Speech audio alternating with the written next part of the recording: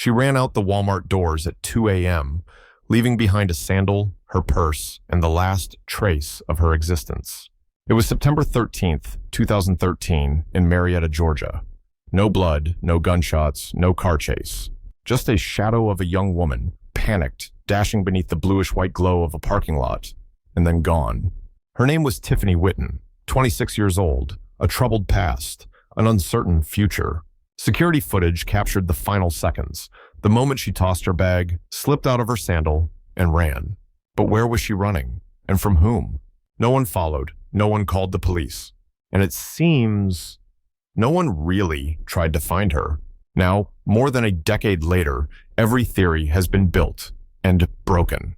Only one thing remains certain. She was trying to escape something. Tiffany Whitton was born in 1987 in the state of Georgia. She was once a cheerful, blonde-haired little girl, always smiling. And as she got older, she became the kind of person who could charm you and drive you crazy in the same breath. Her family wasn't broken, but it wasn't whole either. Her mother, Lisa, was a strong woman who tried again and again to pull Tiffany off the wrong path. But sometimes, love just isn't enough. In her 20s, Tiffany worked as a waitress at IHOP. Former co-workers described her as always late, but always apologizing with that sweet little smile. Then came the addiction. It started with prescription painkillers, then heroin, then meth. An old friend once said, Tiffany would disappear for weeks, and then come back like nothing happened. She had a daughter, but no longer had custody. It was a topic Tiffany almost never spoke about. Her boyfriend was Ashley Red Caudle, a soft-spoken man with a criminal past and a habit of keeping secrets. They were in what many called a toxic relationship. Tiffany once said, "He's the only one who never left me." But the strange thing is, when she vanished, he didn't look for her. In the final months before she disappeared, Tiffany drifted between friends' couches. She'd slept on sofas, been kicked out for stealing, and sometimes showed up at her grandmother's just to do laundry. And it was at her grandmother's house, the night before she went missing, that Tiffany hugged her and said, "I'll be back soon." That was the last time anyone in her family ever saw her. There's one thing her mother still repeats to this day. Tiffany had gone missing before, but she always came back. But this time, it's like the whole world agreed to pretend she never existed. Every disappearance has a starting point, but this one didn't start like anything normal. On the night of September 12th, 2013, Tiffany and her boyfriend, Caudle, drove to the home of an acquaintance named Weinstein. They weren't visiting to chat. They came to pick something up. Meth. Tiffany, by all accounts, was already under the influence. According to Weinstein's later statement, she was a little spun out, but not completely out of control. She wore a dark shirt, her hair tied up, and flip-flops on her feet. Around 1 a.m., the two left Weinstein's and headed to the 24-hour Walmart in Marietta. Inside, security cameras caught Tiffany wandering from aisle to aisle, moving quickly, eyes darting, constantly glancing over her shoulder. She'd pause, bend down, slip something into her bag, then move on. Meanwhile, Caudle stood a few feet away, pretending to browse the shelves. They didn't speak, but kept just enough distance to work like a team. Loss prevention noticed her almost immediately. One employee said this wasn't her first time shoplifting. Tiffany stuffed several items into her canvas tote, cosmetics, clothes, about $20 worth. But it wasn't about what she took. It was how she moved, jittery, frantic, like she was trying to outrun her own shadow. At 1:50 a.m., Tiffany and Caudle made their way to the exit. A plainclothes security guard stepped up, no shouting, no handcuffs. He simply reached for her bag and said, "I need to look inside." In an instant, Tiffany yanked the bag away, then suddenly let go. It dropped to the ground. One flip-flop slipped off her foot. She turned and ran. No words, no hesitation. She left her bag, her sandal, and everything behind.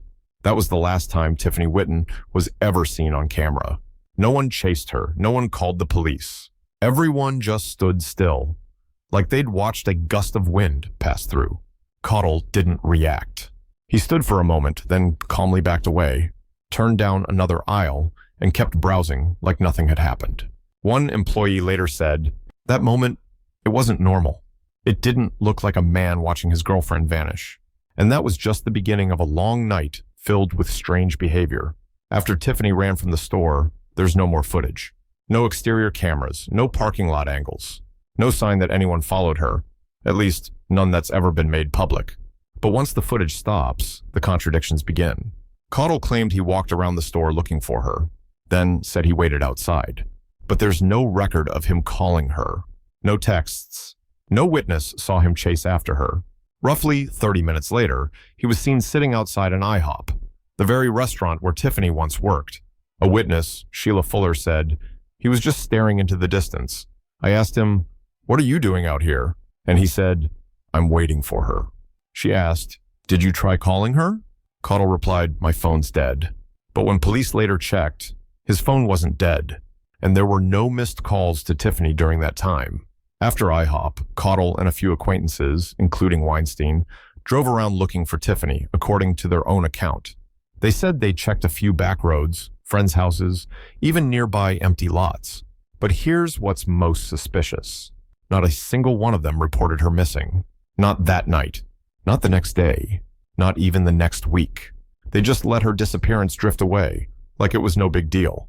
Caudle went back to normal life. Days later, he was even hanging out with friends. One witness described him as not acting worried at all. When asked later why he never went to the police, Caudle said, "Tiffany had taken off before. She always came back. I figured she would this time too." Her mother, Lisa, was never notified. She only began to worry when Tiffany didn't call the following week. What disturbed her most, Tiffany's phone still rang, but no one ever picked up. Time passed. 2 weeks, a month, then 3. Finally, in January 2014, 4 months after Tiffany vanished, her mother filed a police report. The officer taking the report asked 3 times, "She's been missing since September?" "Yes." "And this is the first report?" "Yes." In her written statement, Lisa wrote, "My daughter had a rough past, but she's never gone this long without contact. Something's wrong. I can feel it." The police took the report, but the trail had gone cold. The footage had been overwritten. Witnesses were scattered, and the last man who saw her stayed silent, as if nothing ever happened. For the first 4 months after Tiffany vanished, Ashley Caudle was barely questioned. He continued living at his grandmother's house, the same house Tiffany had visited just days before she disappeared. But once Tiffany's mother officially filed a police report, the case began drawing attention, and Caudle's statements started to unravel. At first, he said Tiffany ran out of Walmart and he never saw her again. But when pressed on times and details, his story began to shift. In a recorded interview, he claimed he drove around looking for her, though he couldn't recall exactly where. He even suggested maybe she called a cab. But Tiffany's phone, her only phone, was still at home. Caudle also said he was deeply worried afterward, said he couldn't eat or sleep. Yet friends painted a very different picture. He was still going out, hanging with people, and talking about Tiffany like she was just being dramatic. One friend recalled, "Ashley said she probably ran off with some other guy. She's done it before." But her mother never believed that. Lisa, with a mother's instinct, said Tiffany wouldn't have left voluntarily. She could be rebellious, Lisa told local reporters, but she never just disappeared. Police then turned to Caudle's phone, and immediately something strange surfaced. The night Tiffany disappeared, he deleted dozens of old text messages. When asked, he said it was because his phone was full. But forensic analysis showed the messages were deleted manually, and they were specifically from conversations about Tiffany or drugs. They also uncovered a message he sent to an old friend 5 weeks after Tiffany vanished. It read, "I didn't kill her. Don't say that."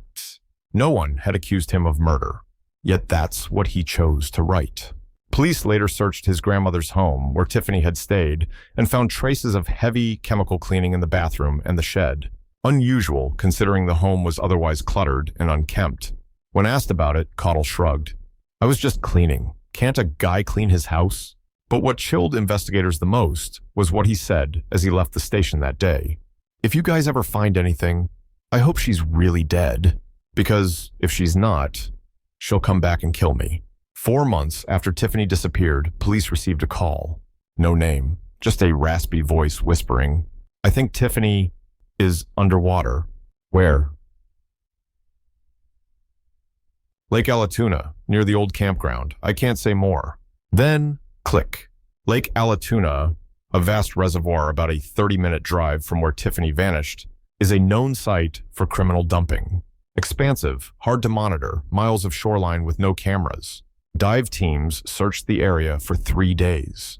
They didn't find a body, but they did find something else. A large plastic bag, tightly wrapped in rope, floating near the edge of the lake.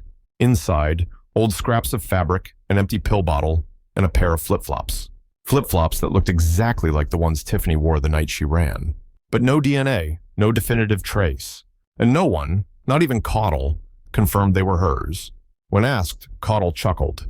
Lots of people wear those. Walmart sells them everywhere. Then came another strange lead. A woman named Shonda, a former neighbor of Caudle's, came forward.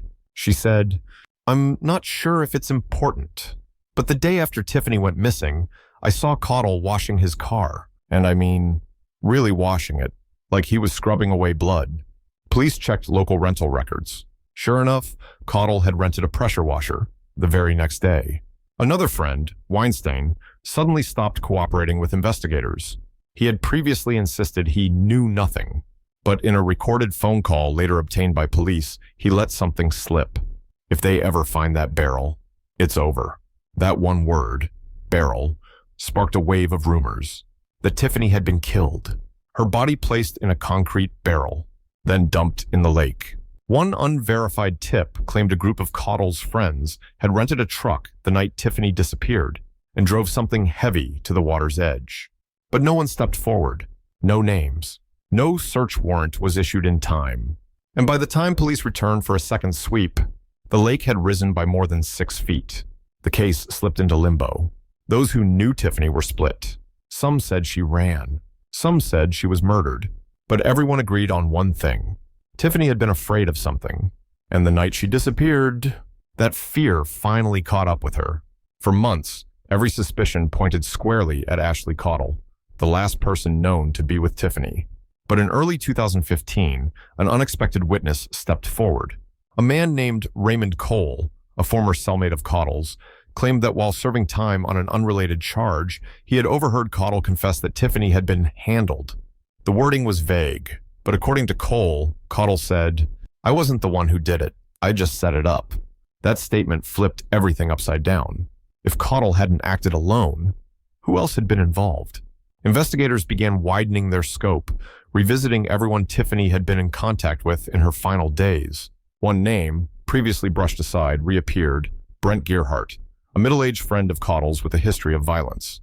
Brent had once been photographed with Tiffany, but his name had barely surfaced in the case files. A neighbor later told police, "That night, I heard yelling, a woman's voice screaming, then silence." When police first questioned Brent about Tiffany, he denied everything. "I don't even remember what she looks like." But when shown the old photo of himself with Tiffany, he hesitated. Yeah, I guess we met once." That awkwardness was enough for investigators to seek a search warrant. But when they arrived, Brent was gone. His vehicle was found 2 days later in Alabama. Inside was a notebook scrawled with frantic lines. "I don't want to die for someone else's mistake. They told me not to talk. I kept the barrel because I had no choice." The barrel. Once again, that word surfaced. Brent was arrested at a roadside motel in Mississippi. But when transported back to Georgia, he went completely silent. His attorney told the press, "My client fears for his life. He won't speak without special protection." Without physical evidence to tie him to Tiffany, the case went nowhere. And though Brent clearly knew something, the investigation slid back into silence. That's when another voice emerged, this time from Tiffany's side. Her mother. Lisa Daniels wasn't an investigator. She was a retired nurse living in a small house with garden-facing windows. But from the day her daughter disappeared, she became a detective by necessity. Lisa built her own case file, taping Tiffany's photos across her living room walls, chasing down witnesses, highlighting contradictions in statements. She found a woman who had once lived near Caudle's. That woman told her, "I once heard Tiffany crying and shouting, 'If I disappear, don't believe anything he says.'" Lisa took that to the police. It went unrecorded. She recovered Tiffany's old journals, pages filled with despair. "I don't know who's real anymore. Sometimes I think I should just die and be done." Lisa brought the journals to Cobb County Police. They handed them back. "Just emotions," they said. No new search warrants were issued. None of Caudle's circle was brought back in for second interviews. No press conferences. Lisa began appearing on local TV shows, saying bluntly, if Tiffany had been a clean-cut white girl with no record, things would be different. And she wasn't wrong. Around the same time Tiffany disappeared, another white woman vanished in Georgia. Within 48 hours, there was a statewide alert, security footage seized, and the FBI was involved. With Tiffany, nothing. Lisa recalled, I'd go to the station. The desk officer would look at me like I was bothering them. They asked, she was a drug user, right? I said yes. And from that moment, they treated the case like it didn't matter. A local radio host even called Tiffany the missing meth girl on air. Lisa wrote letters demanding an apology. No one replied. But she refused to stop. In 2017, she organized a candlelight vigil in the Walmart parking lot where Tiffany had last been seen. Only 9 people showed up. Lisa stood there holding her daughter's photo, her voice trembling as she read aloud. Tiffany Whitton, 5'3", blonde hair, last seen wearing torn flip-flops and carrying a canvas bag. If anyone knows anything, please come forward. Security cameras that night captured a quiet, haunting scene. A mother, alone in the place where her child vanished, calling out to a world that seemed to have forgotten. It wasn't a prayer vigil. It was a warning, a message to those still keeping silent. 4 years after Tiffany vanished, her case had almost faded into oblivion. No new evidence, no charges, no arrests. Then, in 2018, a post appeared out of nowhere on Reddit's Unresolved Mysteries forum. The anonymous author claimed, I used to hang out with Tiffany. She wasn't killed. She ran away. What followed was a 600-word comment describing in uncanny detail how Tiffany had planned to escape Georgia, how she'd talked about leaving her boyfriend, her family, and even herself behind. The writer even outlined a supposed plan for her to slip into Texas under a false identity. At first, readers scoffed, but then small details emerged, facts about Tiffany's personal life that had never been made public. A new theory began to take hold. Tiffany wasn't a victim at all, but the architect of her own disappearance. The comments section split in two. One side wrote, "Leave her alone." The other shot back, "If she's alive, why hasn't she called her mother even once?" Every theory built over the past 4 years was suddenly thrown into chaos. Had Tiffany orchestrated her own vanishing act, or was someone using Reddit to muddy the water? While the online world debated, a letter arrived at Lisa Daniels' home. Handwritten, no return address.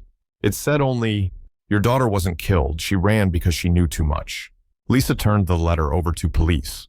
No fingerprints, no handwriting analysis. Silence won again. But just as the case seemed destined to go cold forever, a piece of physical evidence, the largest yet, surfaced. June 2019. A group of teenagers camping near the edge of Lake Allatoona, exactly 18 miles from the Walmart parking lot, spotted something strange buried in mud near a fallen tree. It was a handgun, rusted, unloaded, wrapped in 2 layers of plastic bags tied tight with electrical cord. On the grip, barely visible, was a sticker, "Property of Cobb County." When police recovered it, they confirmed it had once been the issued sidearm of a retired officer, Lieutenant James Walker, who had conducted an early, informal look into Tiffany's disappearance. Walker had died of a stroke a year earlier, but an overlooked detail emerged. In his youth, he had been friends with Brent Gearhart, the same man who had fled questioning about Tiffany. Why was a retired officer's gun, emptied and sealed, hidden near the lake where Tiffany was rumored to have been dumped? And why was it unloaded? Investigators refused to answer. Files relating to Walker were suddenly sealed for internal reasons. A former police employee, speaking off the record, said, "Walker once called Tiffany that troublesome girl. He told me that case should never have become a case. No one knows what he meant." Weeks later, another call came in from the lake. A man paddling a small boat near the old campground found a metal box rising from the mud after a heavy rain. Police pried it open. Inside was no body, but an old 2010 Nokia phone. Its SIM card removed, battery dead, but the memory card still intact. When data was restored, investigators found a single audio file, a 17-second recording of a woman's voice. She was breathing hard, whispering, "I don't know who they are, but I heard my name. I think they're following me." The voice sounded eerily like Tiffany's, but no one could confirm it. There was no metadata to date the file, no verified sample to compare. An independent audio expert noted, "The scary part isn't the voice. It's the background sound, a low mechanical hum, like a water pump." Once again, a promising lead dissolved into a deeper void. And at that point, a new question began to haunt those following the case. If so many people know fragments of the truth, does anyone actually want the whole truth to be found? 10 years after Tiffany vanished, the Walmart in Marietta still glows under fluorescent lights, open 24/7. The wooden benches where Caudle once sat waiting for her are still there. The security cameras still spin quietly overhead. And every night, people like Tiffany drift through, nameless, unseen, forgotten. There's no memorial for Tiffany Whitton, no official vigil. Only her mother, Lisa, who still comes each year, placing flowers at the bus stop near Walmart. She doesn't speak much anymore. She no longer demands answers. She just repeats one thing over and over. "I don't need to know who did it. I just want to bring my daughter home." Tiffany's case was never officially closed. But no one's actively investigating. No prime suspect. No charges. No body. Ashley Caudle is currently serving a 10-year sentence for unrelated drug and weapons charges. He's never been charged in connection to Tiffany. Brent Gearhart was released for lack of evidence, and no one ever followed up on the empty gun at the lake.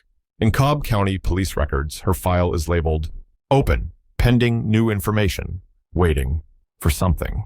But the only thing left now is silence.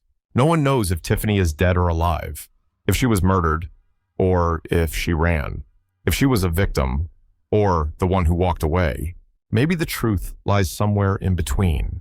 Maybe even Tiffany never expected that one sprint out the Walmart doors would become the end of her story. One witness once said she ran from a bag of stolen goods, but no one really knew what she was actually running from. Some people vanish in forests. Some disappear into the sea.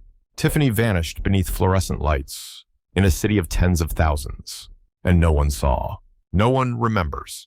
And maybe, just maybe, no one ever really wanted to find her.